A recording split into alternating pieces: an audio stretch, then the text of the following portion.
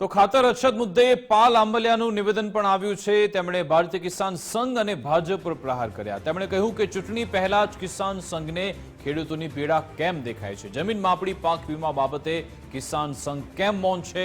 કૃષિ મંત્રી કહે છે ખાતરનો પૂરતો જથ્થો છે તો ખેડૂતો લાઇનમાં કેમ છે। કૃષિ મંત્રી અને ખેતી નિયામક સાથે મળીને ષડયંત્ર થઈ રહ્યું છે। આરએસએસની એક સંસ્થા ખેડૂતોને ખાતર ન આપે ને બીજી સંસ્થા વિરોધ કરે તેવી અહીંયા સ્થિતિ છે।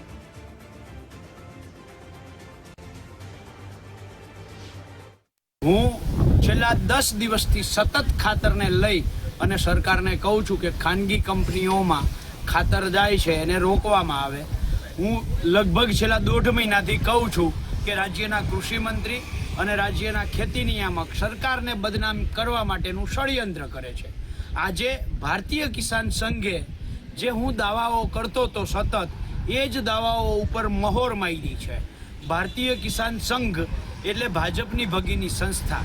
ભાજપની ભગીની સંસ્થા પણ હવે તો એમ કહે છે કે ખેડૂતોને ખાતર મળતું નથી, કંપનીઓમાં ખાતર જાય છે, તાત્કાલિક ખેડૂતોને ખાતર આપવું જોઈએ। આ બાબત આવકાર્ય છે, પણ હારે ભારતીય કિસાન સંઘને પણ મારો સવાલ છે કે આવનારી તાલુકા પંચાયત જિલ્લા પંચાયતની ચૂંટણી આવે છે એટલે ખેડૂતોની વચ્ચે જવા માટેનો તમે રસ્તો શોધી રહ્યા છો। આ આવેદન આપીને પ્રેસ કોન્ફરન્સ કરીને તમે 2022ની જ્યારે ચૂંટણી આવી ત્યારે જેમ આંદોલન કર્યું હતું એવી જ રીતે તાલુકા પંચાયત જિલ્લા પંચાયતની ચૂંટણી આવે છે એટલે આંદોલન કરો છો।